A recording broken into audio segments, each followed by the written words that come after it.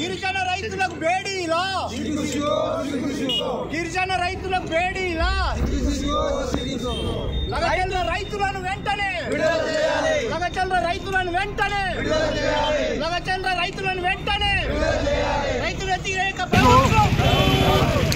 కాంగ్రెస్ ప్రభుత్వం రైతులపై ఎలా వ్యవహరిస్తున్నారని దానిపై నిదర్శనమే ఈ రోజు లగచర్ల గిరిజన రైతుల దాష్టికత్వాన్ని మనం తెలియజేస్తున్నాం.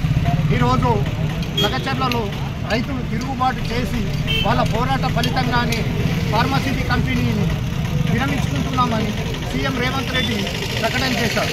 సరే, రైతులు విరవడడం వల్లనే ప్రభుత్వం దిగివచ్చి ఫార్మా కంపెనీ రద్దు చేసింది. కానీ రైతులపై పెట్టినటువంటి కేసులను ఎందుకు మాఫీ చేయడం లేదని మేము మా పార్టీ తరఫున ప్రభుత్వాన్ని డిమాండ్ చేస్తున్నాం.